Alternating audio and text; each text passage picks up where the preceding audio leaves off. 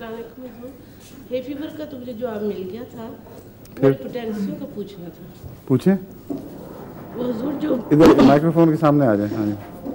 बुनियादी जो है ना वो 3x और 6x और 12x, ये मेरी समझ में नहीं आ रही हैं।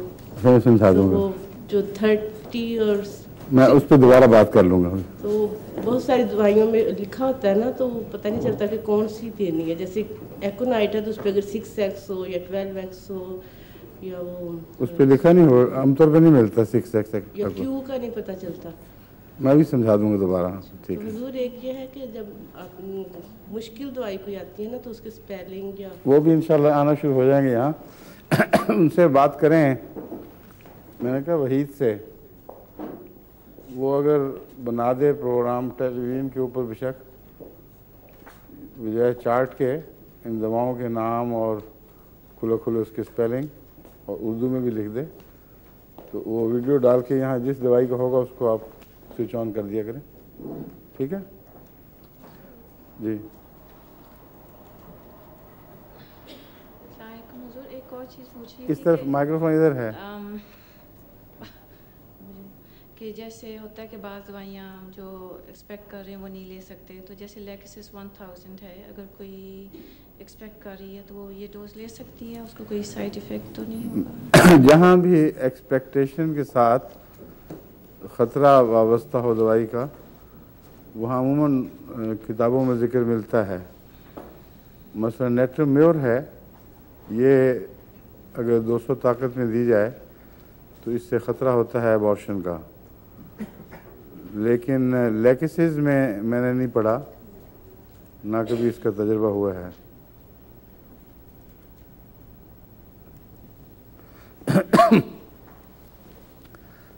हे फीवर की कल बात चल रही थी इस सिलसिले में, और एलियम सीपा का भी मैंने जिक्र किया था नज़ले के लिए। ये ख़ास तौर पर जो जिसकी इलामतें प्यास की तकलीफ़ से मुशाबे हों, ऐसे नज़लों में ये काफ़ी मुफीद रहता है। लेकिन वाज़ेह बात यह है कि आँखों में इससे खराश नहीं पैदा होती, मगर बाकी तमाम उज़लात में खराश पैदा हो जाती है। इस सिलसिले में हे फीवर का ज़िक्र चला था, मैं इसके साथ इसकी इलामतें बताता हूँ। एलियम सीपा का हे फीवर अमूमन अगस्त में वाक़ होता है, यानी गर्मियों के आखिर पर जो हे फीवर हो उसका ज़्यादातर ताल्लुक़ एलियम सीप, यानी ज़्यादातर नहीं, एलियम सीपा से भी उसका ताल्लुक़ होता है। और उसमें अगर इलामतें बाकी पाई जाएं तो 1-2 खुराकों में ही हे फीवर को आराम आ जाता है। लेकिन हे फीवर और आम नज़लाती बीमारियों का फ़र्क को वाज़ेह तौर पर सामने रखें तो उससे एक मज़ीद एहतियात सामने आ जाती है। हे फीवर पैदा होने से जब झिल्लियाँ छिल जाती हैं, अंदर ज़ख्म से वाक़या हो जाते हैं, फिर दूसरे नज़लाती जरासीम आकर वहाँ जगह पकड़ लेते हैं और उससे बलगम ज़र्द हो जाता है या सब्ज़ हो जाता है, छाती पर असर। ये तमाम चीज़ें बराह रास्त हे फीवर से नहीं हो रही, बल्कि हे फीवर से जो बार बार छीला गया है अंदर जिस्म, वरना हे फीवर ख़ुद जरासीम की पैदावार नहीं है। और जो दवाएं आप देते हैं हे फीवर को वक्ती तौर पर ठीक करने के लिए, वो अक्सर जरासीम का मुकाबला करके उनको रोकती हैं और वक्ती फ़ायदा दे जाती हैं। लेकिन मुस्तकिल इलाज हे फीवर का वो आर्जी दवाएं नहीं हैं। मुस्तकिल इलाज वो अंदरूनी कमज़ोरी है जिसके नतीजे में हे फीवर होता है, और वो किसी अनजाने खौफ की वजह से, अनजाना इसलिए कि हम उसको मुअय्यन नहीं कर सकते, जिस्म उन चीज़ों के ख़िलाफ़ रद्द अमल दिखाता है जिनसे कोई शर वाबस्ता नहीं होता। आम तौर पर आम खाना एक आदमी खाता है, दूसरा भी वही खाता है तो उसको तकलीफ़ हो जाती है। मसलन ये जो एलर्जी है, इसमें एलियम सीपा वाली जो एलर्जी है उसमें ख़ास तौर पर इसकी आड़ू की जिल्द से भी एलर्जी होती है, और बाज़ दवाएं हैं जिनमें बाज़ फलों, आम रोज़मर्रा के सब्जियों फलों से भी एलर्जी हो जाती है। तो ये मिसाल इस बात की है कि अनहोना कोई अनजाना खौफ है जो कभी जिस्म को पे वाक़या हुआ है। एलर्जी के सिलसिले में मैंने जहाँ तक गौर किया है, मेरा ख़्याल है कि बचपन में बाज़ बेहतियातियों के नतीजे में एलर्जियाँ पैदा होती हैं, और बच्चा चूँकि गैर मामूली तौर पर हसास होता है, इसलिए माँ बाप को पता नहीं लगता वो क्या दे रहे हैं और क्या ये रद्द-ए-अमल दिखा रहा है, लेकिन उसके जिस्म के अंदर गहरे खौफ दाखिल हो जाते हैं। इसलिए बच्चों के मामले में ग़िज़ा के साथ बहुत एहतियात बरतनी चाहिए। अब जैसा कि मैंने बताया, खट्टी ग़िज़ा अगर बार बार देंगे कि जी ऑरेंज का बड़ा फ़ायदा है, तो वो बिलाखिर एलर्जी में तब्दील हो जाएगा।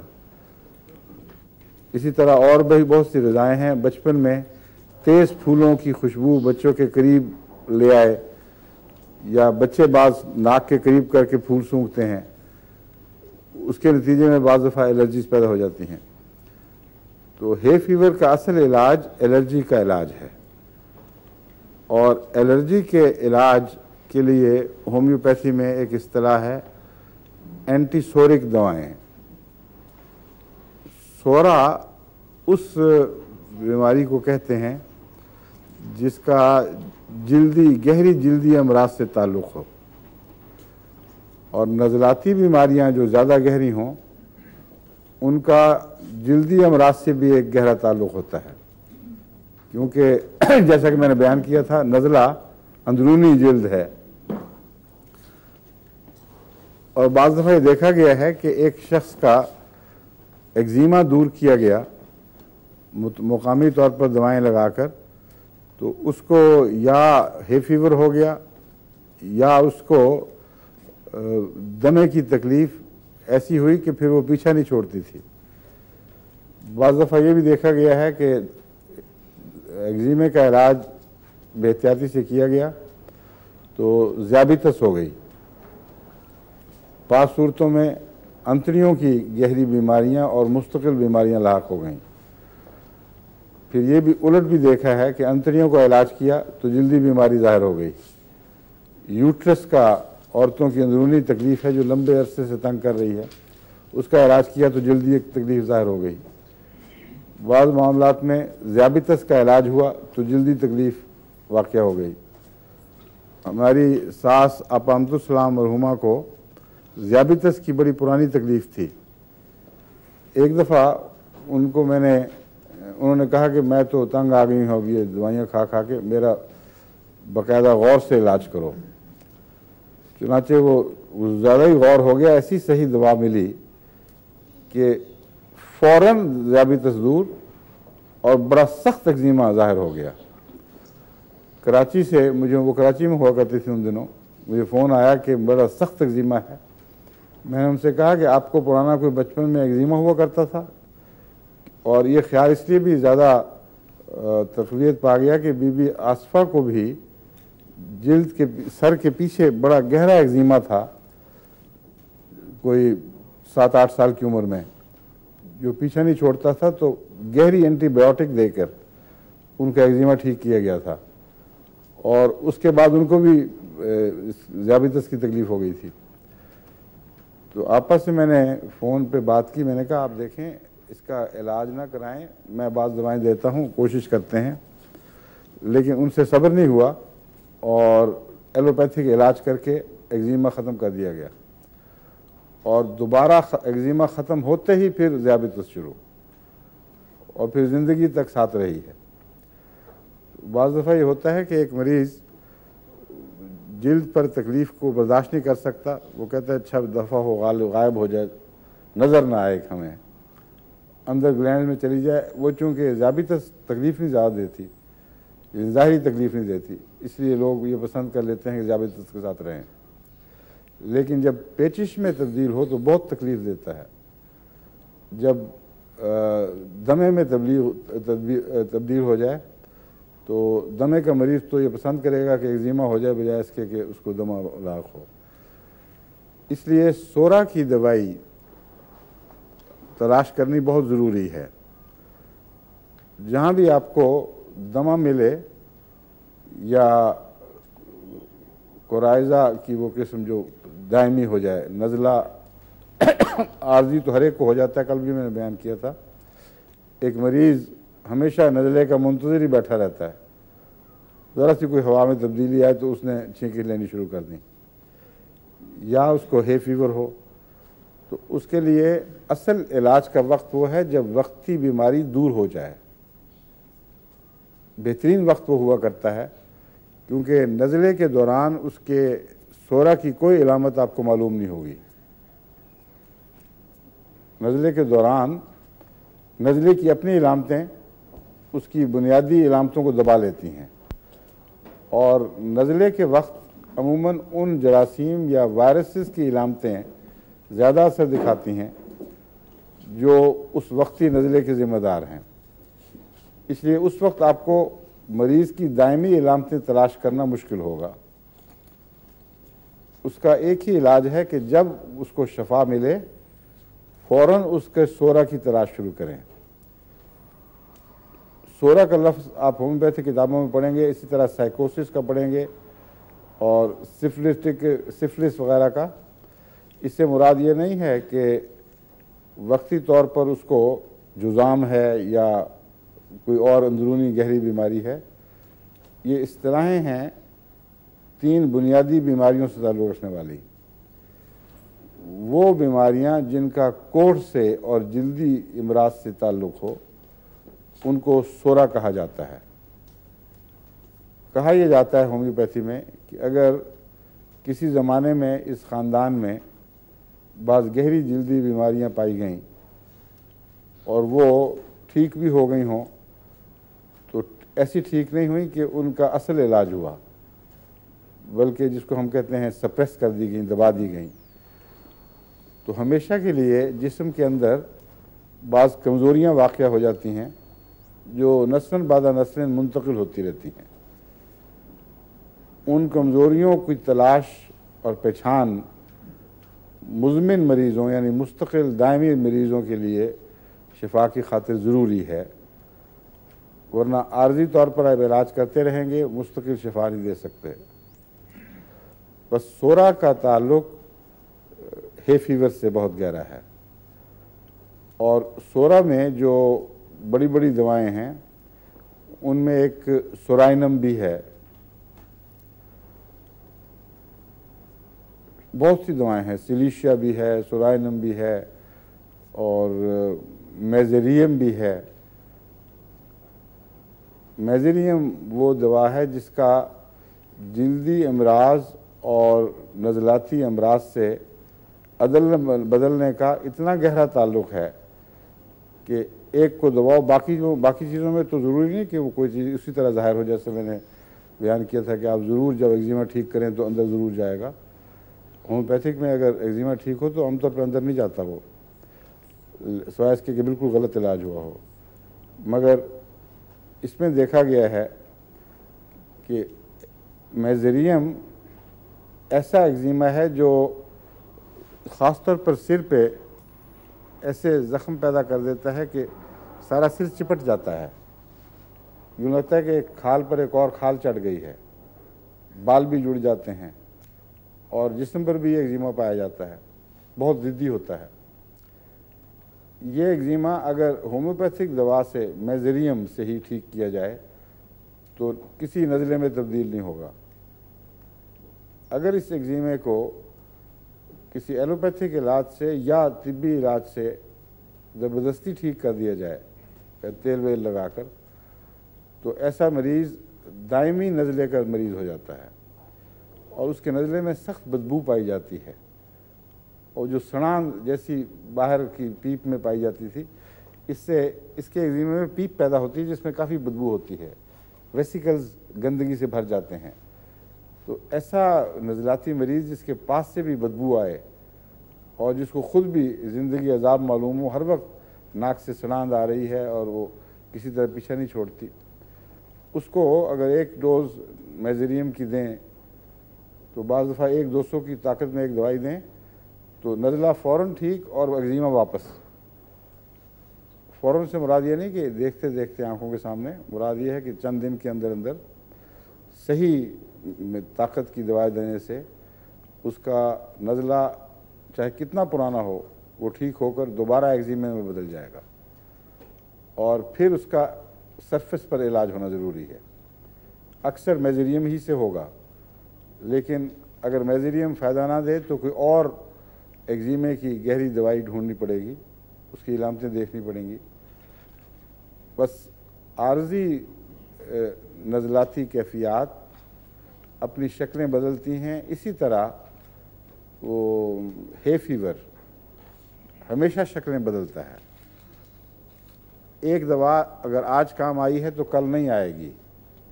एलियम सीपा से आप उसका इलाज करेंगे, ये आर्जी दवा है, मुस्तकिल सोरा की दवा नहीं है। ये आज का एक्जिमा हे फीवर चंद दिन में ठीक कर देगी, मरीज़ हंसता खेलता अपने पास उसकी शीशी बना के रख लेगा। अगली दफ़ा जब आएगा हे फीवर तो उसको कुछ फ़ायदा नहीं होगा। इसलिए हे फीवर में भी और दीगर गहरी नज़लाती बीमारियों में, दमे वगैरह में भी आपको लाजमन गहरी दवा की तलाश होगी। दमे को मैंने सोरा के साथ जिक्र किया है इसका, क्योंकि मेरे तजर्बे में इसका उसके साथ ताल्लुक़ है। आमतौर पर इसको साइकोसिस के साथ किताबों में मिलाते हैं, और साइकोसिस ऐसी जिनसी बीमारियों की इलामत बनाया गया है ये लफ्ज़, जैसे किसी को सुराय वो हो जाए, उर्दू में तो नहीं, उसको क्या कहते हैं, इसका लफ्ज़ अंग्रेजी में गोनोरिया, सुजाक उर्दू में कहते हैं, अंग्रेजी लफ्ज़ जो मैं ढूंढ रहा था वह है गोनोरिया। इसको गोनोरिया भी बाद लोग पढ़ते हैं, असल लफ्ज़ गोनोरिया है। तो गोनोरिया अगर किसी के खून में पाया जाए, ये बीमारी ऐसी है जो कई दफ़ा बाज़ माशरों में बड़ी तेज़ी से फैलती है, और किसी न किसी वक्त में किसी ख़ानदान में ये बीमारी दाखिल हो सकती है। इसलिए वो इसको बराह रास्त गोनोरिया की बीमारी नहीं कहते, क्योंकि वो नहीं है।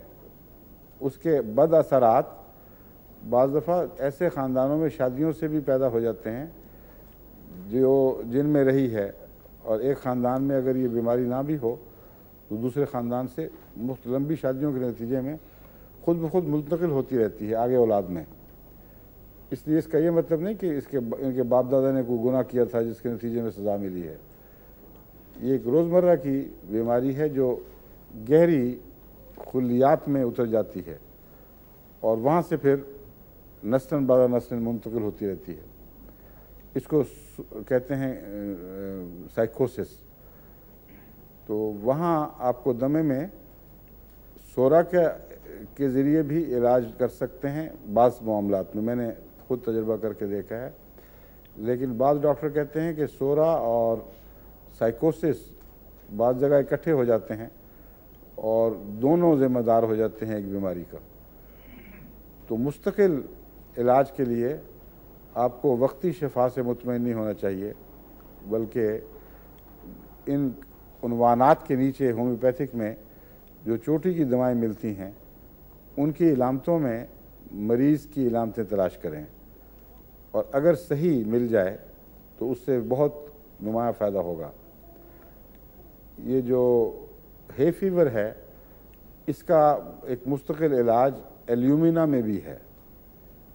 एल्यूमिनम आमतौर पर वो धात है जिसे हम रोज़मर्रा अपने घरों में इस्तेमाल करते हैं, और इस कसरत से ये बाज़ इस जगह इस्तेमाल होती है, ख़ुसूसन गरीब ममालिक में जहाँ लोहे चांदी वग़ैरह की, चांदी का तो सवाल नहीं, लोहे या दूसरी धातों के बर्तन महंगे होते हैं। तो एल्यूमिनियम सबसे सस्ती और देरपा चीज़ है, और अक्सर बर्तनों में एल्यूमिना के जहर पाए जाते हैं। एल्यूमिनियम के अलॉयड्स भी हैं जो उनके साथ मिलकर असर पैदा करते हैं। एल्यूमिना के अंदर बहुत देरपा और असरात हैं। जब एक दफ़ा एल्यूमिना का जहर फैल जाए तो उससे आर्टीरियोस्क्लेरोसिस की इलामतें भी पैदा होनी शुरू हो जाती हैं और रगें सिकुड़ने से लगती हैं जो दिमाग को पहुंचती है, खून पहुंचाती हैं। वक्ती इलाज के लिए एल्यूमिना शायद ही कभी फ़ायदा दे। एल्यूमिना के ज़्यादा फ़वाइद मुस्तकिल गहरी बीमारियों से ताल्लुक़ रखते हैं और आहिस्ता वाक़या होने वाली बीमारियों से, जिस तरह आर्टीरियोस्क्लेरोसिस है। आहिस्ता आहिस्ता आहिस्ता रगें सिकुड़ रही हैं, उनके अंदर मादे बैठ रहे हैं और एक इंसान को जवानी में इसका कोई एहसास भी नहीं कि क्या हो रहा है, लेकिन बाद वो उसमें भूल चूक और ख़ास तौर पर जिसको ब्रेन फैक्स कहते हैं उनकी इलामतें ज़ाहिर होना शुरू हो जाती हैं। बातें करते करते अचानक कुछ देर के लिए बात भूलता है और इसी तरह लड़खड़ाना, जिस्म के निचले अज़ा पर में कमज़ोरी वाक़या होना, चूँकि खून की रगें पूरा खून वहाँ नहीं पहुँचा रही, तो इनका ताल्लुक़ एल्यूमिना से है। मगर इस ज़मन में एल्यूमिना मुझे इसलिए याद आया है कि ये सोरा की भी बहुत गहरी दवा है और नज़ला ठीक होने के बाद, यानी हे फीवर का असर ठीक होने के बाद जो दवाएं आपके जहन में आनी चाहिए उनमें एल्यूमिना भी एक दवा है। अगर ये सही हो तो इसकी एक दो ऊंची ताकत की खुराकों से मरीज़ को या तो आइंदा हे फीवर होगा नहीं, या होगा तो बहुत हल्की किस्म का और मामूली इलामतें होंगी जो आम रोज़मर्रा के आम दवाओं से काबू आ जाती हैं। और तकलीफ़, गहरी तकलीफ़, वो छींकों का बेशुमार छींकों में एक मरीज़ दिन रात बाज़ दफ़ा सर खाली कर लेता है, उसकी आराम नहीं आता। मगर इसके बाद अगर हुआ भी तो मैंने बताया मामूली सा होता है और आम रोज़मर्रा की दवाओं से ठीक हो जाता है। ये तो था हे फीवर। हाँ, आपका सवाल अभी बाकी है।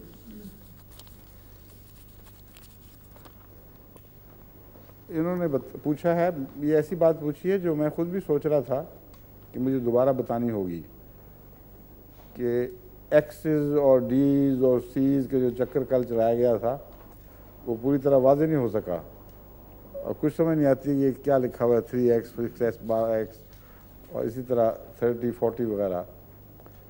तो सरे दस्त आप इतनी बात समझ लें कि कल मैंने आपको दवा बना के दिखाई थी। एक कतरे को 100 कतरों में डालकर उसको अगर हिलाया जाए, 2 दफ़ा अच्छा झटका दे दिया जाए और उसको फेंक दें और एक कतरा सिर्फ बाकी रहने दें शीशी में, उसमें 100 कतरे और खाली महलूल के डाल दें, उसको शेक करें तो ये 2 पोटेंसी बन जाएगी। फिर इसको आप नीचे फेंक दें या अलग संभालना है तो संभाल लें, उसमें फिर 100 कतरे पूरे करें और फिर 2 झटके दें तो ये 3 पोटेंसी बन जाएगी। इसको फिर फेंक दें और फिर इसी तरह अमल को दोहराएं और 2 झटके दें। 2 ज़रूरी नहीं, 2 काफ़ी हैं या नहीं, 8-10 भी देने तो बेशक दे लें, कोई नहीं फ़र्क पड़ता, लेकिन दवा बन जाएगी 2 सही। मेरा तो ख्याल 1 से भी बन जाएगी, मगर एहतियात करते हैं। बाज़ दफ़ा बाद होम्योपैथ इन झटकों को इतनी अहमियत दे देते हैं कि एक होम्योपैथ साहब मेरे पास आया, बड़ी मुझसे बहस की वक्फ़ जदीद में जब मैं होता था कि आप जब सफ़र करते हैं और अपना डब्बा लेके जाते हैं तो हमारी सड़कें इतनी ख़राब हैं और इतने झटके लगते हैं कि उसकी पोटेंसी तो 30 की बजाय पता नहीं 30 लाख बन चुकी होगी।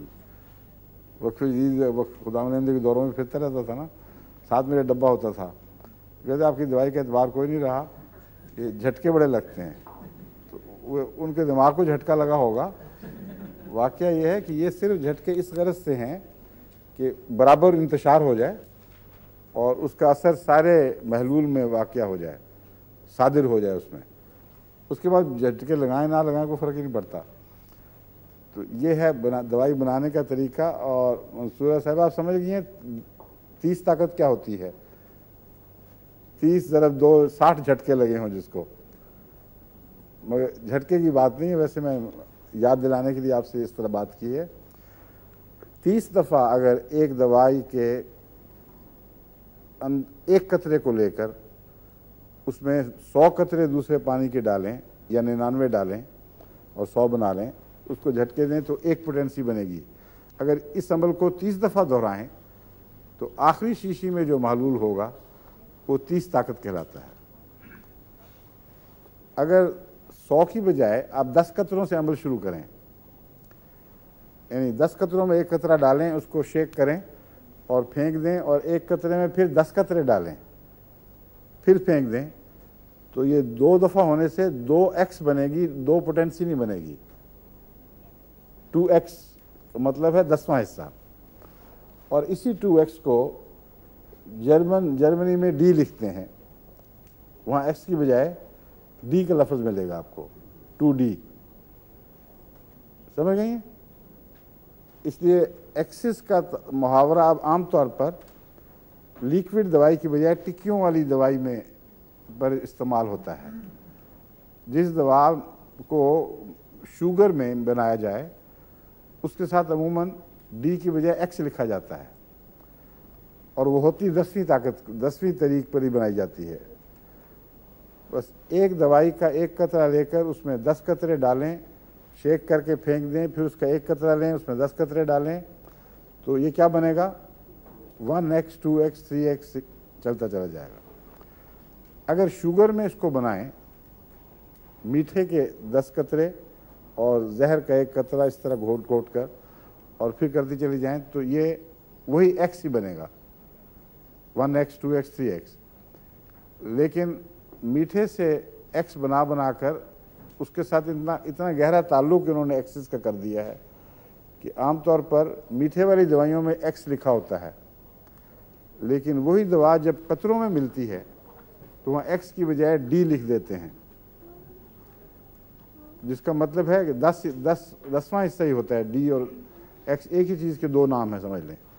तो d और x के साथ कंफ्यूज ना हो। 10वां हिस्से का महलूल x कहलाता है और 100वें हिस्से का महलूल c कहलाता है, और c लिखते नहीं है, मगर सिर्फ खाली नंबर लिखते हैं उस पर, जिसका मतलब ये है जब कुछ नंबर ना लिखा हो तो लाजिमन वो 30th पोटेंसी वो 100 वाले तरीक पर बनाई जा रही है। इसलिए होम्योपैथिक में आप ये नहीं लिखेंगे, देखेंगे C1 C2 C3, बल्कि लिखा होगा 1 2 3 4 5 6 और 30 200, और बहुत ज़्यादा तादाद में पोटेंसियाँ बन सकती हैं। इसलिए सहूलत के लिए आमतौर पर होम्योपैथ्स ने अपने लिए बाज़ पोटेंसियाँ इख्तियार कर ली हैं। इसलिए आम तौर पर रोज़मर्रा की ताकत, पोटेंसी का मतलब है ताकत, रोज़मर्रा की ताकत 30 है, इसलिए 30 से तो अक्सर इलाज किया जाता है, और इससे ऊपर जब जाते हैं तो फिर 200 तक जा पहुंचते हैं। 100 में आपको दवाई नहीं मिलेगी, 200 में मिलेगी, फिर दरमियान की सब छोड़ देते हैं और 1000 तक जा पहुंचते हैं, फिर 1000 के बाद 10,000, फिर 10,000 के बाद 50,000, और फिर 1 लाख, और फिर 10 लाख। इस ज़िमन में मैं आपको बताऊं एक तरीका इलाज जो सोरा और साइकोसिस दोनों का पे असर रखता है, वो है सिल के मादे की दवा बेसिलिनम। लंग्स का बेहतरीन टॉनिक है और नज़लाती बीमारियों से शफा देने में भी ये बहुत अच्छा किरदार दिखाती है। तभी मैंने जो फार्मूला वबाई नज़रों से बचाने के लिए बनाया, जिसका ऐलान भी किया था, उसमें बेसिलिनम और इन्फ्लुएंजिनम 200 ताकत में मिलाकर 3-4 दिन रोज़ाना 1 दफ़ा दें तो 1 महीना 2 महीने या बाज़ दफ़ा 6 महीने तक भी उस मौसम के नज़री असर नहीं दिखाते, मगर हों तो बहुत कम होते हैं, ज़्यादा तकलीफ़ नहीं देते। लेकिन अगर हो जाए तो फिर नेट्रम में और आमतौर पर मुफीद रहती है। ये अमूमी इस्तेमाल की खातिर, चूँकि मेरे पास वक्त नहीं मिलता, वरना आप गौर से अगर इलाम से देखें तो हो सकता है एलियम सीपा दें उसको, या यूफ्रेजिया दे दें, या नज़ले की और बहुत सी दवाएं हैं, उनमें से कोई भी इस्तेमाल हो सकती है। मगर रोज़मर्रा की सहूलत की खातिर मैं आपको समझा रहा हूँ, बाद में सवाल बाद में नोट कर लें। नहीं नहीं ना बताएं, लिख लें। इसलिए बेसिलिनम के मुतालिक एक ऐसी बात बताने लगा हूँ जो केंट ने लिखी हुई है, और डॉक्टर केंट मेरे मुताले में जितने डॉक्टर आए उनमें सबसे ज़्यादा काबिल एतमाद है, क्योंकि जब ये समझाता है कि ये दवा यूँ इस्तेमाल करें तो ये फ़ायदा होगा तो वो होता है, और जब दूसरे डॉक्टर कहते हैं हमने ये देखा और यूँ बीमारी दूर हो गई तो आप करके देखें कुछ भी नहीं होता। तो या उनको समझाना नहीं आता या वो बहुत खुशफहम हैं, एक दो दफ़ा देखा हो गया और उन्होंने कहा कि बस हो जाएगा। लेकिन केंट में ये खूबी है कि वो ज़िंदगी भर के तजर्बे का निचोड़ जब देखता है कि ये बात यूँ होती है तो होती है फिर, और बाज़ दफ़ा नहीं भी होती, वो खुद भी लिखता है, लेकिन इतनी दफ़ा होगी कि आप ये यकीन कर लेंगे कि ये डॉक्टर सच्चा था। मसलन कॉल्चिकम 200 ताकत है, एक भैंस का फारा हो, बकरी का हो, इंसान का हो, जिसमें पेट फूल गया है और किसी तरह हवा का दबाव कम नहीं हो रहा, जानवर अक्सर इस अफारे से मर जाते हैं। उसमें केंट ने लिखा हुआ है कि कॉल्चिकम 200 एक खुराक दी जाए तो देखते देखते उसका असर होता है। और मेरे पास गायें, भैंसें, बकरियां, भेड़ें मुख्तलिफ़ वक्तों में काफ़ी रही हैं, और मैंने देखा है जब भी ऐसी ज़रूरत पड़ी एक खुराक उसके मुंह में डाल दी, और खुराक उसकी भी उतनी होती जितनी इंसान की हो, कोई ख़ास फ़र्क नहीं गोलियों में ज़्यादा, पर मैं एहतियातन गाय भैंस का मुंह मीठा करने के लिए थोड़ी सी ज़्यादा दे देता था। तो उनका तरीका खिलाने का अजीब सा है, वो पहले मुंह में एक लकड़ी फंसाते हैं, वरना वो अगर उसके मुंह में हाथ डाल के दवाई डालेंगे तो वो तो दांत काट लेगी। पहले एक उसके जबड़े की से लकड़ी फंसाते हैं, जब लकड़ी फंस जाए फिर जो मुंह में डालो वो चलता जाता है, वो दवाइयाँ फिर डालते हैं। तो हमने भी कई दफ़ा देखे लकड़ियाँ फंसा के बीच में डाली है आम मीठे की गोलियाँ जो दवा वाली, और चंद मिनट के अंदर अंदर वो पेट जारी हो जाता है, मुंह से डकार जारी हो जाते हैं और अफारा ठीक हो जाता है। वरना ऐसी हालत में अक्सर वो कसाब को बुलाते हैं ज़मींदार कि मरने से पहले पहले इसको ज़िबा कर लो, हराम ना हो जाए, अक्सर ये रिवाज है। और अफारे की बीमारी चूँकि जहरीली मर्ज़ नहीं है, होती तो एक जहर के नतीजे में, मगर ऐसा नहीं जो गोश्त पर असरअंदाज हो, इसलिए वो उसका अगर ज़िबा किया हो वक्त के ऊपर तो सब ठीक है, अच्छा गोश्त होता है, उसमें कोई ख़राबी नहीं। मगर ज़रूरत कोई नहीं, ये दवा आपके पास हो तो देखते देखते आराम आ जाता है। इसलिए केंट के मैं नुस्खा केंट का जिक्र मैंने किया, साथ आपको एक दो चुटकुले और बताता जाता हूँ, इसलिए कि जब वो दवाएं आएंगी तो उनमें इतनी बातें बताई जाएंगी कि आपका दिमाग उनसे बोझल हो जाएगा और कुछ देर के बाद कंफ्यूज हो जाएंगे। लेकिन अगर अलग अलग मौक़ों पर बात बताई जाए तो कॉल्चिकम जहन में हमेशा हाजिर रहेगी। कॉल्चिकम की बाद और बातें किसी और वक्त बताऊँ, किसी और वक्त बताऊँ, तो उससे आपको अच्छी तरह वो दवा बग़ैर जहन पर बोझ डाले याद आ जाया करेगी। असल बात बेसिलिनम की मैं कर रहा था।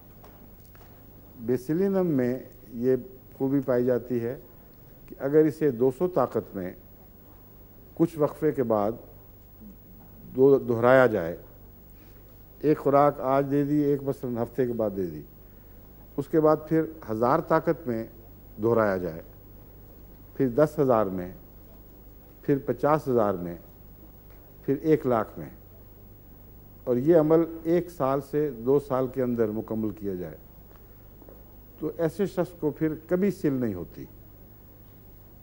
और डॉक्टर केंट ने बड़ी तहद्दी से लिखा है कि ऐसे लोग जिनके अंदर ये दिफा पैदा हो जाए एक दफ़ा, वो बेशक सिल के बीमारों के पास बैठे उनका खाएं, उनके साथ सांस मिला के लें, उनको कोई नुकसान नहीं होगा। और चूँकि उसकी बाकी जगहों में मैंने देखा था कि वो ठीक कहता है, इसलिए ऐसा तजुर्बा तो नहीं हुआ कि किसी को दवा खिला के सिल के मरीज़ के साथ उसको मुब्तला कर दिया जाए, मगर मुझे उम्मीद है कि ये उसकी बात ये भी सच्ची होगी। लेकिन नज़रियाती बीमारियों में वैसे ही ये मुफीद है। और आपको तजर्बा करना चाहिए दमे के मरीज़ों पर भी, मगर इस किस्म के तजर्बे सेहत की हालत में हुआ करते हैं, बीमारी के दौरान नहीं। बीमारी के दौरान बाज़ दफ़ा ज़्यादा सख्त तकलीफ़ हो जाती है इससे। प्रोफिलेक्टिक के तौर पर ये तजर्बे बेहतरीन हैं। जिस्म से गहरे मादों को उखाड़ फेंकने के लिए ये तजर्बे बहुत मुफीद हैं, मगर एक्यूट बीमारी के वक्त, जबकि हाद मर्ज़ वाक़या हुई हो, उस वक्त अगर अब ये तजर्बे किए जाएँ गहरी दवाइयों के, तो बाज़ दफ़ा शदीद नुकसान भी पहुँचा देते हैं। इसलिए आराम तसल्ली से दें। 2 खुराकें 200 ताकत में बेसिलिनम की, फिर 2000 में, फिर 2 10,000 में, फिर 2 50 और फिर लाख, और केस क्लोज्ड। इसके नतीजे में उम्मीद है कि अमूमन नज़लाती बीमारियों में फ़ायदा होगा और दमे पर भी इसका नेक असर होगा। समझ गए हैं? अब दमे के मुतालिक एक बात सुन लें। ये है तो एक चुटकुला, लेकिन बहुत ही मुफीद देखा गया है। मुझे एक दफ़ा किसी ने बताया था, कई जो चुटकुले बताते हैं मैं अपने मरीज़ों पे इस्तेमाल करके ज़रूर देखता हूँ, क्योंकि जो सुनी सुनाई औरतों की बातें होती हैं, इनमें बाज़ दफ़ा बड़ी हिकमत की बात होती है। उनको ये तो नहीं पता लगता कि क्यों फ़ायदा दिया है किसी चीज़ ने, मगर बाज़ चीज़ों में फ़ायदे हैं। और मुश्किल से ये पड़ती है कि किसी औरत को एक चुटकुला मिल जाए तो वो समझती है कि अब इस बीमारी पर हमेशा के लिए अबूर हासिल हो गया है और हर एक को ज़रूर फ़ायदा देगी। हालांकि वो बाज़ मौसमों में फ़ायदा देती है, बाज़ मरीज़ों को देती है, लेकिन उसका एक कम से कम फ़ायदा ये है कि चूँकि उसको यकीन है, इसलिए वो आगे बयान बहुत करती है और किसी ऐसे मरीज़ तक भी वो बात पहुँच जाती है जिसको फ़ायदा हो। इसलिए जब भी मैं कोई चुटकुले सुनता हूँ तो दूसरे इलाज के अलावा इनको भी इस्तेमाल करके देखता हूँ। एक चुटकुला जो मुझे वाक़यतन बहुत मुफीद नज़र आया है वो दमे का है, और दमे की गहरी बीमारी में उसका असर मालूम होता है कि वो कोई बहुत ही गहरा असर रखने वाले उसके अंदर अज्जा हैं जो हमें मालूम नहीं, मगर असर ज़रूर दिखाते हैं। और वो आम चीज़ है, मुर्गे के चिकन के पंजे। जिस तरह आप खरोड़ों के यखनी बनाती हैं या बनाती हैं, और मर्दों बेचारों ने कभी, मर्दों को ने तो कभी बेचारी औरतों को हाथ नहीं बटाया होगा इतना। उसको हल्का सा जलाकर, ताकि उसका गंध, पहले तो धोना है अच्छी तरह, फिर हल्का सा जला लें जिस तरह खरोड़ों को जलाया जाता है ताकि बाल जल जाएं। इस सूरत में उसकी गंदगी और मैल वैल सब जल जाएगी। उसका सूप बना के स्टॉक अपने पास रख लें और रोज़ाना 1 प्याली, उसमें थोड़ी सी नमक मिर्च काली मिर्च वगैरह डाल के मज़ा उसका ठीक करने के लिए, सुबह 1 प्याली शाम को मरीज़ को दें और मुस्तकिल देते चले जाएं। और उसी तरह उसका मैदा, जिसको हम क्या कहते हैं, उसको पोटा अंग्रेजी में क्या कहते हैं, उसका कुछ और सा नाम है, हाँ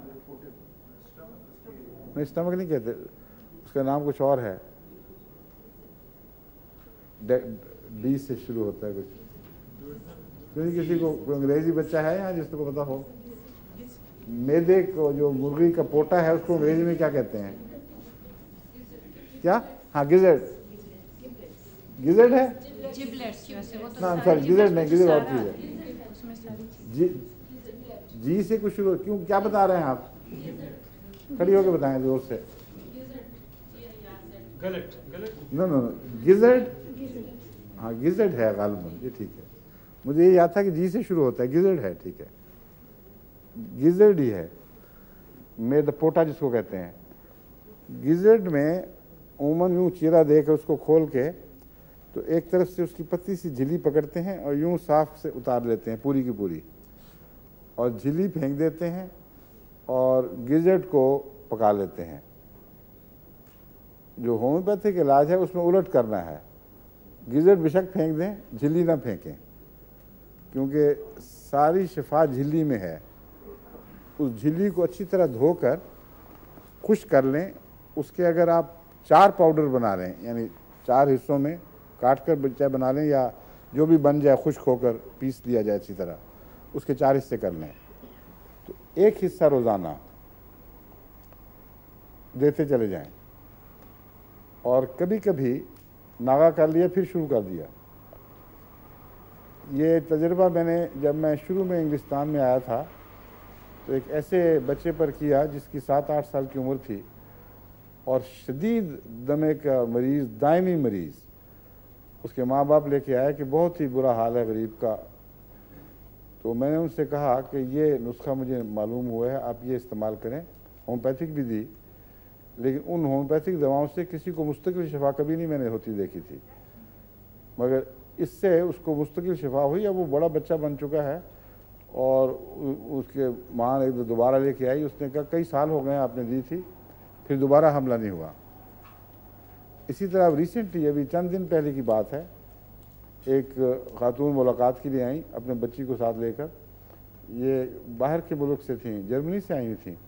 हाँ, जर्मनी से मिसिस कौसर जो वहाँ की सदर लजना थी, उनकी बच्ची को मैं जब पिछली दफ़ा मुलाकात में देखा तो बहुत ही जर्द रूह और कमज़ोर और निढाल थी। तो मैंने उनसे पूछा कि आप इसको खाना नहीं खिलाती, ये क्या बात है, आप लोग ठीक ठाक हैं, ये बेचारी इतनी। उन्होंने कहा इसको तो दमा नहीं छोड़ रहा और मुस्तकिल जान को चिमटा हुआ है, ज़रा सा बहाना मिल जाए, ठंड लगे, हवा लगे, कुछ हो, इसको ज़रूर दमा हो जाता है। तो उनको मैंने कहा ये नुस्खा इस्तेमाल करके देखें। इस दफ़ा आई, मैं तो भूल गया था कि उसको मैंने आज के, मैंने कहा बच्ची की सेहत तो माशाल्लाह खूब अच्छी है। उन्होंने कहा ये वही नुस्खा दे रही हूँ, और उस दिन से आज तक दमा नहीं हुआ। तो इसलिए 2 मामलात में तो कतई यकीनी गवाही मौजूद है और हैरत अंगेज़ फ़ायदा हुआ है। और भी मरीज़ों में बाज़ इतला देते हैं, बाज़ नहीं देते, ठीक हो जाए तो फिर भूल जाते हैं। इसलिए आप सबको मैं ये बता रहा हूँ नुस्खा, इसको अगर इस्तेमाल करवाएं तो नोट करें और मुझे लिखें कि कहाँ कहाँ ये फ़ायदेमंद साबित हुआ है, कितने मरीज़ों में नहीं हुआ, क्योंकि ज़रूरी नहीं कि हर एक मरीज़ में फ़ायदा दे। लेकिन जब आप रिकॉर्ड रखेंगी या रिकॉर्ड रखेंगे तो हमें फ़ायदा हो जाएगा। एक और चीज़ का भी इल्म हो सकता है कि किस किस्म के नज़लों में या दमों में ये मुफीद है। अगर किसी जगह फ़ायदा नहीं दिया, किसी जगह दिया है, तो लाजमन मरीज़ों के मिजाज में कोई फ़र्क होगा या दमे की कैफियत में कोई फ़र्क होगा, उनकी इलामतें मुख्तलिफ होंगी। बस इस पहलू से आपको मैं मशवरा देता हूँ कि जो आप भी या लोग भी दुनिया में सुन रहे हैं इस वक्त अहमदी, वो मरीज़ों के मुतल्लिक रिकॉर्ड रखा करें तजुर्बों में, और जहाँ फ़ायदे हों वहाँ गौर किया करें कि ये किस किस्म का मरीज़ था, उसका मिजाज कैसा था। मिजाज देखते वक्त, जब होम्योपैथिक में हम मिजाज कहते हैं तो ये मुराद नहीं कि अखलाक से बात करता है या बद अखलाकी से। मिजाज का ताल्लुक़ हर किस्म के रुझानात से है। मिजाज और रुझान एक ही चीज़ के 2 नाम हैं, और रुझान में बीमारियों के अमल का रुझान भी दाखिल है।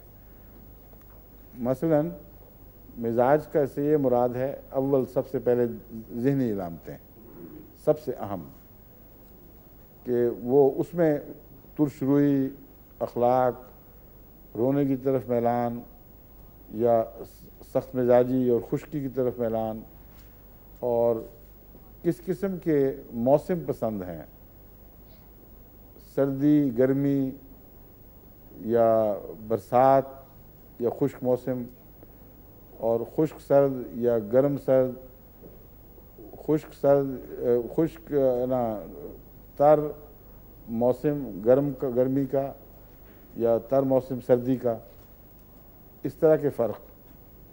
फिर मिजाज के लिहाज से ये भी देखा जाता है कौन सा सीज़न उसके लिए अच्छा गुज़रता है, कौन सा सीज़न ख़राब है, यानी बरसात और दूसरे मौसम के अलावा बहार और ख़िज़ां का असर। फिर दिन को ज़्यादा उसकी तकलीफ़ें बढ़ती हैं या रात को बढ़ती हैं, आराम से बिलमूम। और ये जब मिजाज का तकलीफ़ों से ताल्लुक़ जोड़ेंगी तो उस वक्त या जोड़ेंगे तो याद रखना कि मिजाज के उन तकलीफ़ों से ताल्लुक़ जोड़ा जाता है जो दायमी हों। आर्जी तकलीफ़ें ख़ुद अपना मिजाज लेकर आती हैं, उसको आप मरीज़ के मिजाज में शामिल नहीं कर सकते।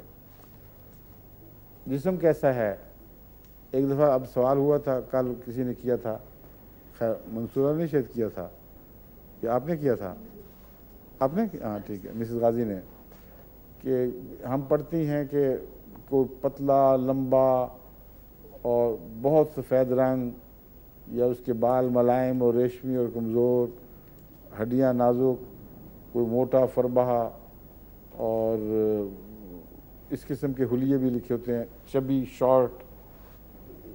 तो कहते हैं ये इसका क्या मतलब है? यही मिजाज है। जिस्म में जब ये मिजाज ढले तो इसको भी शामिल कर लिया जाता है। मसलन बाज़ किस्म के मरीज़ ऐसे हैं दमे के, जो छोटे कद के हैं, मोटा जिस्म है, चर्बी ज़्यादा है और सांस लेना दुश्वार, पसीने आते हैं। तो ऐसे मरीज़ को, और ठंडे पसीने आ जाते हैं, दिल घटता है, ऐसे मरीज़ के तसव्वुर के साथ कार्बोवेज आर्जी बीमारी के तौर पर काम आएगी और दिमाग में आती है। लेकिन मुस्तकिल तौर पर देखें तो कैलकेरिया कार्ब का ख्याल आता है। तो इस तरह मिजाजों को शनाख्त करना, और दवाओं के तजर्बों में जब आप एक मरीज़ की डिस्क्रिप्शन लिखते हैं तो उस डिस्क्रिप्शन में ये लिखना कि इसका कद इतना है, इसका जिस्म इस किस्म का है, रंग में पुख्तगी पाई जाती है या कच्चापन। जो आपने सफ़ेदी की बात की है, वो सफ़ेदी वाइट और ब्लैक के लिहाज से नहीं है, वो सेहत के नतीजे में या बनावट के नतीजे में बाज़ अगर निस्बतन गहरे रंग की कौमों से भी ताल्लुक़ रखते हैं तो उसमें एक हल्कापन आपको नज़र आएगा रंग में।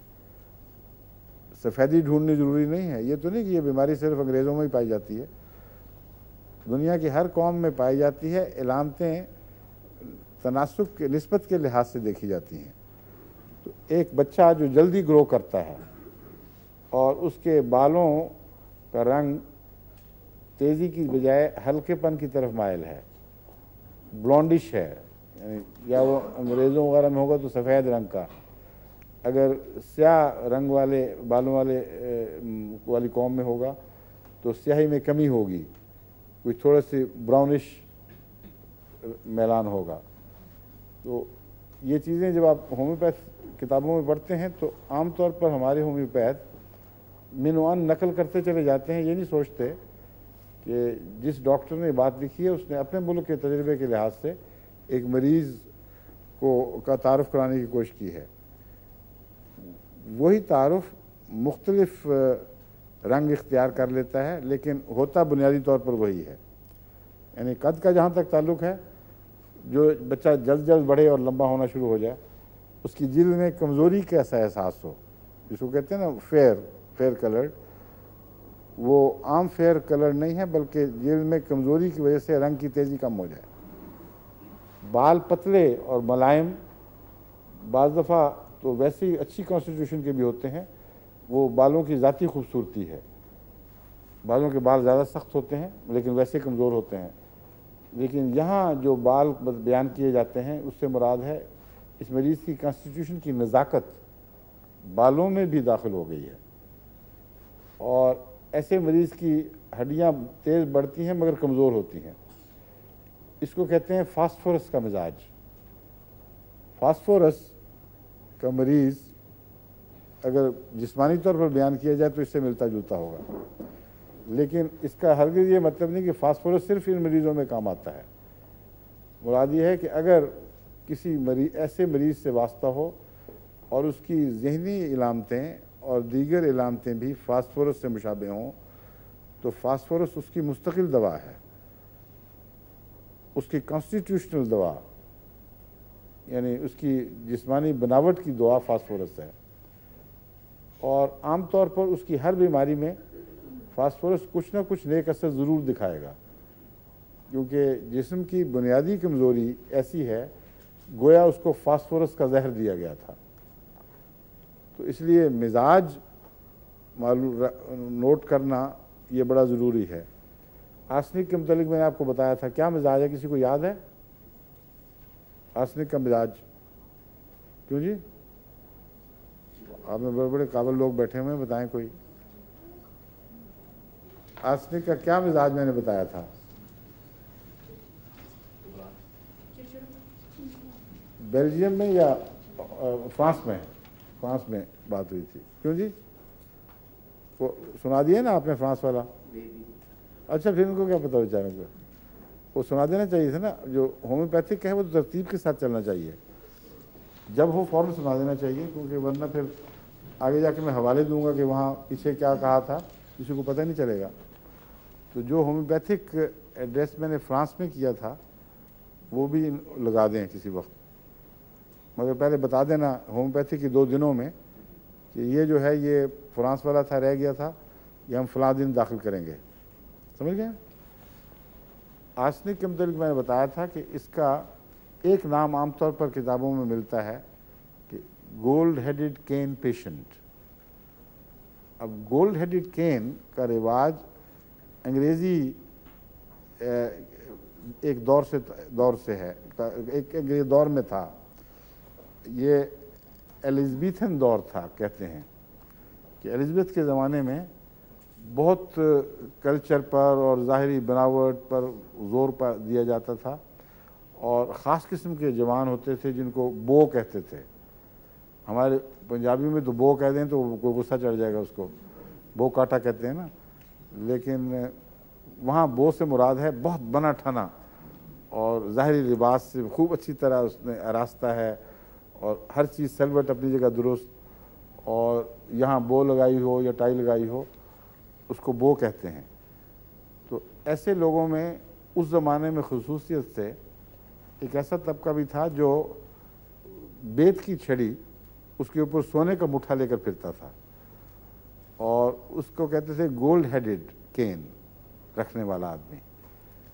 और उनके अमूमन उनके मिजाज उस वक्त के डॉक्टरों ने जो शनाख्त किए वो ये थे कि वो लोग बहुत ही बारीक बारीक बातों का ख्याल रखते हैं, और ज़रा सी उनकी मिजाज के ख़िलाफ़ बात हो तो वो उसको बर्दाश्त नहीं कर सकते, और उनका ज़ोर होता है हर चीज़ मेटिकुलस हो, हर चीज़ सलीके से अपनी जगह पड़ी हो। उनके जो राइटिंग टेबल है उस पर आप कभी नहीं देखेंगे कि एक कलम यूँ टेढ़ा पड़ा हो, जहाँ उसके रखने की जगह एग्जैक्ट बैन ही वहीं रखेंगे वो, और स्याही की दवात का जो रुख वो रखते थे उसी तरह रखेंगे। अगर कोई बच्चा दाखिल हो जाए या उनकी बीवी बेचारी झाड़ पूंछ में कोई चीज़ टेढ़ी कर दे तो देख कर उनको गुस्सा चढ़ जाएगा कि तुमने क्या कर दिया है।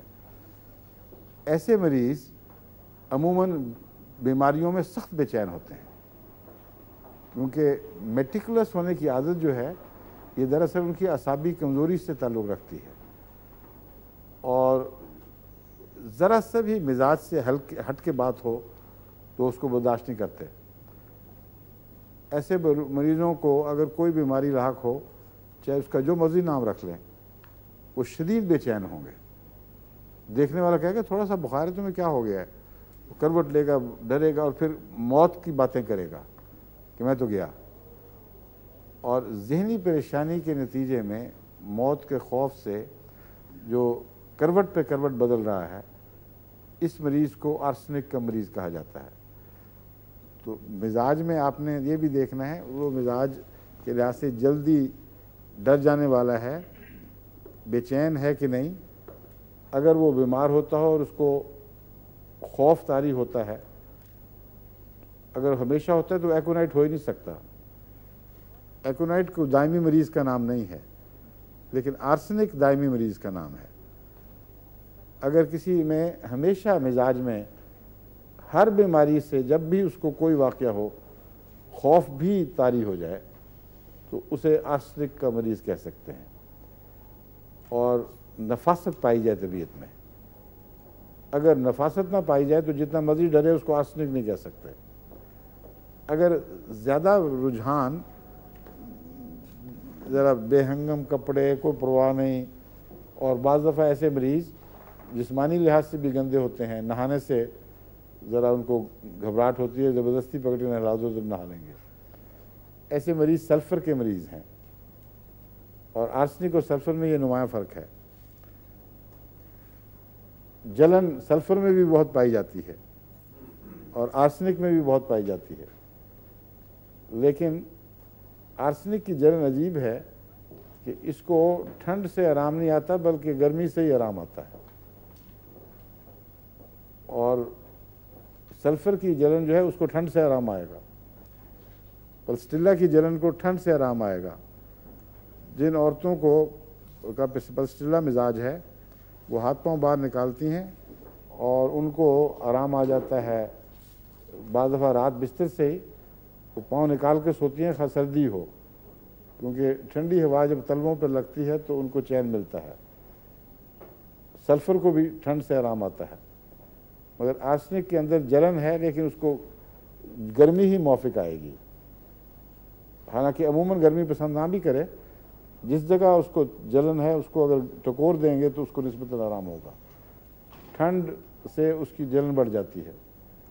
तो ये सारे मिजाज से ताल्लुक़ रखने वाली बातें हैं। खाने पीने की ख्वाहिश, नमक पसंद है या नहीं? अब नमक तो हर शख्स को पसंद होना चाहिए। मिजाज के मामले में अगर एक ऐसी बात हो जो रोज़मर्रा से हट गई है, उसको मिजाज में दाखिल करते हैं। आप ये ना लिखना शुरू कर दें कि उसको नमक पसंद है, उसको मीठा पसंद है, वो मुर्गा पसंद करता है, वो मछली पसंद करता है, ये सब पसंद करते हैं। ये लिखें कि नमक पसंद नहीं करता, मीठा पसंद नहीं करता, मुर्गा उसको बर्दाश्त नहीं होता, मछली से नफरत है। तो रोज़मर्रा के मिजाज से हटकर जो किसी मरीज़ का मिजाज हो उसको मिजाज कहते हैं, और आम मिजाज जो है उसको मिजाज नहीं कहते होम्योपैथी में, क्योंकि वो तो कॉमन है, हर एक में एक ही चीज़ है। तो अजनबी मिजाज, दस्तूर से हटा हुआ मिजाज, ये नोट करें और फिर देखें कि पाँव ने, मुर्गे के पंजों ने और उसके गिजर्ड या पोटे की झिल्ली ने किसको फ़ायदा दिया और किसको नहीं दिया। अगर सबको फ़ायदा दिया तो बहुत अच्छी बात है, हर मिजाज इसमें शामिल हो जाएगा। तो इसका मतलब है कि इसका दरअसल होम्योपैथिक ताल्लुक कोई नहीं है। कोई दमे की अंदरूनी ऐसी बीमारी है, एलर्जी, जिसको जो खून के अंदर खौफ बन के बैठी हुई है, उसको ये शिफा देती है चीज़। हो सकता है वो खौफ जो है वो बाज़ रेयर एलिमेंट्स की कमी के नतीजे में वहाँ किसी जगह मुनक्कश हुए हों।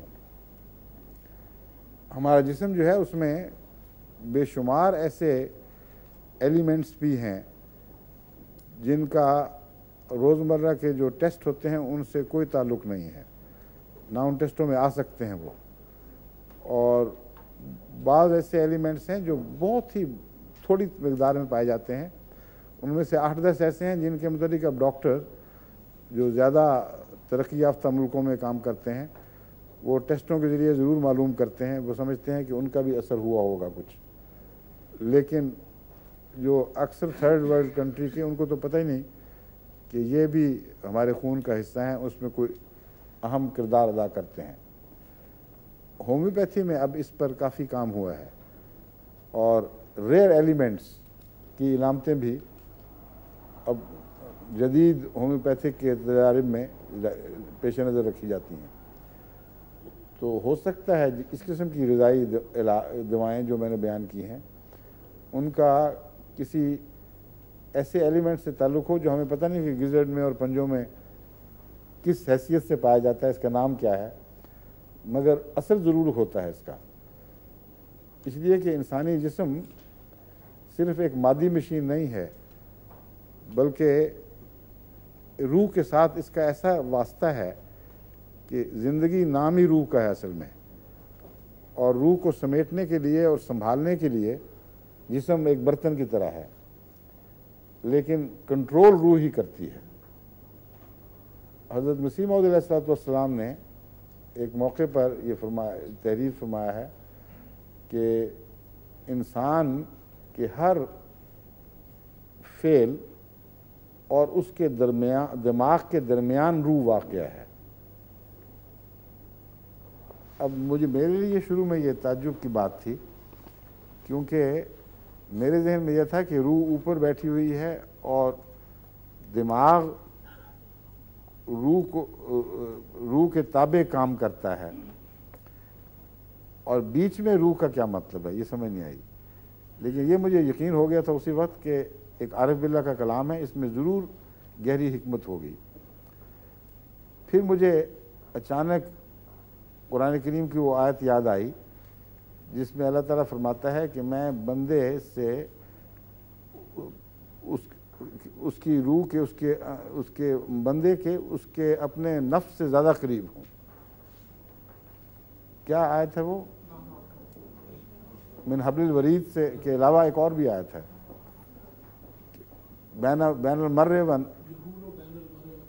क़ल्बिही, हाँ, यहूलु बैनुल मर्रे व क़ल्बिही, कि अल्लाह ताला इंसान और उसके कल्ब के दरमियान वाक़या होता है। अब कल्ब से पहले नहीं फरमाया, बल्कि इंसान और उसके कल्ब के दरमियान वाक़या होता है। कल्ब के मुतल्लिक़ हज़रत मसीह मौऊद अलैहिस्सलाम ने जो तशरीफ़ फरमाई वो ये है कि कल्ब एक तो आम दिमाग है, उससे ऊपर के दिमाग का नाम है जो रूह है असल में, और रूह की सीट कल्ब है। तो अल्लाह ताला वहीं है जहाँ इंसान की रूह है, और वो दिमाग और जिस्म के दरमियान वाक़या है। हज़रत मसीह मौऊद अलैहिस्सलाम ने इस मामले में तशरीह डाली है कि रोज़मर्रा के मामलात में दिमाग है लेकिन बीच में कल्ब वाक़या है, और कल्ब रूहानी असर दिखाता है। बस अल्लाह का अर्श, मसीह मौऊद ने ख़ुद भी लिखा है वहीं कि खुदा का अर्श भी कल्ब पर है। तो कुरान करीम में जो अल्लाह ताला फरमाता है कि मैं बंदे और उसके कल्ब के दरमियान वाक़या हूँ, तो मुराद ये है कि रूह का कंट्रोल खुदा के हाथ में है और रूह बीच में बैठी है। इसका क्या मतलब है? इसका मतलब ये है कि इंसान का दिमाग रोज़मर्रा का जो रद्द अमल दिखाता है वो आम मादी असरात से दिखाएगा बहरहाल। उस असर को ठीक करना और उसको कबूल करना या रद्द करना, ये बीच में एक वाक़या चीज़ के इख्तियार में है। मसलन आप एक चीज़ देखते हैं, आपको पसंद आती है, ये दिमाग का काम है, इसका रूह से कोई ताल्लुक़ नहीं। पसंद आती है और उसको लेने की ख्वाहिश होती है। चोर तभी तो चोरी करते हैं। अब दिमाग ने फैसला दे दिया है कि चीज़ को पकड़ लो, और हरकत और उस फैसले के दरमियान रूह बैठी हुई है। रूह ये फैसला करेगी कि ये मैंने ये बात माननी है या नहीं माननी। बस अमर रूह का चलता है, लेकिन ये पहले नहीं देती, वरना दिमाग की हर बदी रूह की जिम्मेदारी हो जाती। दिमाग की बदियां या दिमाग की नेकियां रूह में से गुजरती हैं, और जो रूह बदियों को कबूल करने लगे वो खुद बंदगंदी होने लग जाती है। लेकिन हर हरकत से पहले दिमाग के अंदर जो भी कार्रवाइयाँ हुई हैं वो गोया रूह को पैगाम देती हैं, और रूह के हुक्म के बगैर जिस्म उस हरकत को कबूल नहीं करता। ये जो बात है ये बहुत गहरी भी है और नई साइंस के ज़रिए साबित शुदा हकीकत बन चुकी है।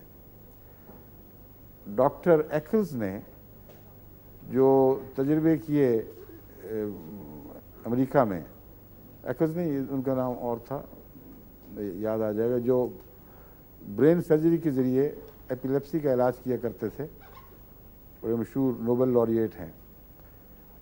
वो ये कहते हैं कि फैसले जो इंसान के हो रहे हैं और उनके अंदर, इंसान के अंदर जो मादा है वो महज दिमागी काम नहीं है। उसके अलावा हमें किसी वजूद की खबर मिलती है जिसके ऊपर हम उंगली नहीं रख सकते कि ये है और क्या है, मगर उसकी मौजूदगी का कतई साइंटिफिक इल्म हमें मिलता है। और उसने मिसालें दी हैं कि मैंने मिर्गी के ऑपरेशन के दरमियान दिमाग के बाद ऐसे हिस्सों के ऑपरेशन किए और उनको काट कर अलग कर दिया जिनके मुतल्लिक साइंसदान जानते हैं कि ये फ़लाँ फ़लाँ अमल का मरकज़ हैं, और अगर वो निकाल दिए जाएं तो वो अमल नामुमकिन है। लेकिन उसके बावजूद वो अमल जारी रहे, जिसका मतलब है कि उस चीज़ के अलावा, यानी दिमाग के लोथड़े के अलावा कोई और भी अमर देने वाली चीज़ अंदर मौजूद है जो दिमाग की अमर देने में मोहताज नहीं है, और इसीलिए वो इसको माइंड कहते हैं। यानी ब्रेन वर्सेस माइंड, ये कंट्रोवर्सी चली आ रही है बड़ी देर से। अक्सर जो मादा परस्त साइंसदान हैं वो इसको तस्लीम नहीं करते, वो कहते हैं ब्रेन ही ब्रेन है, जो कुछ भी है यही हम अपने तभी असरात के नीचे ज़िंदा रहते हैं, इन्हीं के नतीजे में हम फैसले करते हैं, यही मर खप जाएंगे। मगर जो माइंड के कायल हैं दरअसल वो रूह की बात कर रहे हैं। जब मजहबी लोग गुफ्तगू करते हैं तो माइंड की बजाय रूह की बात करते हैं, और रूह के ताल्लुक़ में जो दिमाग की तरह काम करने वाला लोथड़ा है, हज़रत मसीह मौऊद अलैहिस्सलाम फरमाते हैं वो दिल ही है, और आखिरी फैसले दिमाग में नहीं बल्कि दिल में होते हैं। ये वो क्या उसके अंदर निज़ाम है हमें इल्म नहीं, मगर ये पता है कि रूह भी ऐसी लतीफ़ चीज़ है कि जिसके ऊपर उंगली नहीं रखी जा सकती। तो वो निज़ाम जिसका रूह से ताल्लुक़ है वो भी बहुत ही लतीफ़ ऐसी बातें अपने अंदर रखता होगा, और उसके ज़ाहरी निशान तो इस तरह कुछ कुछ मिलते हैं कि एक इंसान का दिल जिसको दिमाग से हमेशा पल्स मिल रही है, हर लम्हा जब आपका दिल धड़कता है और 3-4 मुख्तलिफ शक्लों में वो अपने आप को घुमाता है, तो उसके लिए दिमाग से एक पल्स, इलेक्ट्रिक पल्स आ रही है, और उसके नतीजे में है। अगर ये पल्स ख़त्म हो जाए तो दिल को मर जाना चाहिए, मगर डॉक्टर जानते हैं कि बाज़ दफ़ा दिल के अंदर ही दिमाग का मरकज़ बन जाता है, और उस मरकज़ से ये पल्स चल रही होती है, हालांकि दिमाग से कोई नहीं आ रही होती, और तजर्बा करने वालों ने उस दिमाग की पल्स को ब्लॉक कर दी है कुल्लियतन, फिर भी दिल के अंदर, और एक जगह नहीं। जो डॉक्टर माहिरीन हैं उनसे मैंने पूछा है, हमारे अहमदी डॉक्टर बाद सर्जन हैं हार्ट के, उनसे भी मैंने इस सिलसिले में अपनी दिलचस्पी की वजह से तफसीलन बात की, तो उन्होंने कहा एक से ज़ायद पैदा हो जाते हैं मरकज़, और अगर बैक वक्त 2 मरकज़ पैदा हो जाएं तो फिर वो ज़िंदगी के लिए ख़तरा भी बन जाता है, एक्स्ट्रा सिस्टली भी पैदा हो जाती है उससे।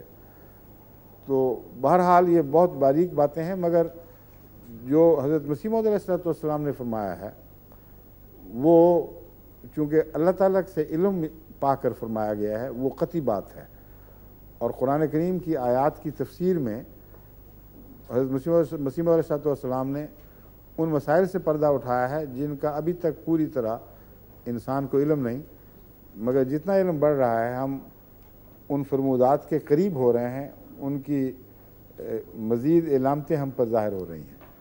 बस आज का लेक्चर इसी रूहानी गुफ्तगू पे ख़त्म हो तो बेहतर है, सिवाय इसके कि इधर से हाथ हिल रहे हैं और वो सवाल याद आ रहा है जो मैंने करने नहीं दिया था।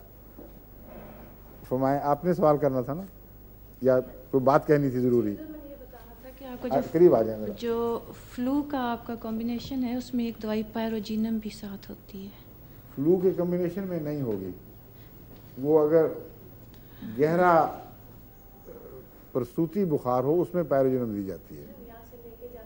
हाँ मैं बता रहा हूँ ना, उसमें कई हैं दवाएं, कई नुस्खे हैं। बैठ जाएं। मैंने बताया था आपको कि नज़लियाती बीमारियाँ बाज़ दफ़ा एलर्जी से शुरू होती हैं, बाज़ दफ़ा जरासीम से। खा जरासीम से ना शुरू हों, बीमार जगहों पर जरासीम आके बैठ जाते हैं, और जो नज़लियाती जरासीम से शुरू हों वो और जरासीम को भी दावत दे देते हैं। मसलन अगर वायरस जो जरासीम से अदना ज़िंदगी की शक्ल का नाम है, उसी से नज़लियाती बीमारियां होती हैं। उनके ऊपर एंटीबायोटिक काम नहीं करती, मगर नज़लों में आपने देखा होगा कई डॉक्टर एंटीबायोटिक, पेनिसिलिन वगैरह और इसी किस्म की गहरी दवाइयाँ देते हैं। वो इसलिए नहीं देते कि वो उनको याद नहीं कि वायरस उससे नहीं मरता, बल्कि इसलिए कि वायरस जब अपनी जगह बना लेता है तो उस हिस्से को ज़ख्मी कर देता है, उस पर दूसरे जरासीम आ जाते हैं। वो जरासीम जो पेनिसिलिन वगैरह या दूसरी ऐसी दवाओं से काबू पाए जा सकते हैं। तो एंटीबायोटिक्स उसकी नज़ले की जो मरकज़ी वजह है उसको दूर करने के लिए नहीं देते, बल्कि उसके नतीजे में पैदा होने वाले बद असरात को काबू में रखने के लिए देते हैं। तो होम्योपैथिक में बाज़ दफ़ा पायरोजिन भी मैंने इस्तेमाल की है। उसकी वजह यह है कि पायरोजिन प्रसूति बीमारियों से ताल्लुक़ रखने वाली चीज़ है। पायरोजिनम जब गोश्त सड़ जाए और उसके अंदर गैर मामूली ताफुन पैदा हो जाए, उस वक्त जो उसमें मादा पैदा होता है उसका नाम पायरोजिनम है। और पायरोजिनम का ताल्लुक़ खुसूसियत के साथ औरतों की रहमी इन्फेक्शन के साथ है। और जब पायरोजिनम दिया जाए तो रहमी इन्फेक्शन को भी ये फ़ायदा देता है। मैंने एक दफ़ा इस पर गौर किया कि क्यों, तो मुझे समझ आई कि वो गोश्त का पॉइजन जो है वो दिमाग पर असर करता है और ज़रूर इंसान हज़ियान बकता है। जो गोश्त ख़राब गोश्त खाकर जो बीमार पड़ते हैं लोग, वो बहुत बकवास करते हैं, बहुत बोलते हैं और दिमाग में उनके कई किस्म की परागंदगियाँ सर उठा लेती हैं। और वो औरतें जिनको इन्फेक्शन हो जाए रहम में बच्चे की पैदाइश के बाद एहतियात न की जाए या उस दौरान भी, उनके सर को ज़रूर बुखार चढ़ता है। औरतों का प्रसूति बुखार सर को चढ़ता है और अक्सर हज़ियान बकने लगती हैं। तो मुझे उससे ये ख्याल पैदा हुआ कि आम इन्फेक्शन में इतना काम नहीं देती पायरोजिनम, या टाइफाइड में देती है या औरतों की प्रसूति बीमारियों में। टाइफाइड की चोटी की दवाई है और टाइफाइड का दिमाग पर असर एक बिल्कुल मारूफ और मालूम हकीकत है। तो मालूम होता है कि असल जो दवाइयाँ गहरा काम करने वाली हैं वो ज़हनी इलामतों से ज़्यादा ताल्लुक़ रखती हैं बनिस्बत जिस्मानी इलामतों के। अगर बुनियादी ज़हनी इलामतें उनमें पाई जाएं तो जहन जो रद्द अमल दिखाता है, तो मादी इलामतें भी उसके साथ दूर हो जाती हैं। पायरोजिनम बाज़ दफ़ा मैंने नज़ले में इसलिए दी कि नज़ले के नतीजे में जब इन्फेक्शन हो जाए और रात भर इंसान बेचैन और करवटें बदलता है, बुरी बुरी ख्वाबें आती हैं, दिमाग को बुखार चढ़ा हुआ, उस सूरत में पायरोजिनम काम आती है। लेकिन हर नज़ले से इसका कोई ताल्लुक़ नहीं है। ठीक है? अच्छा, अस्सलाम वालेकुम।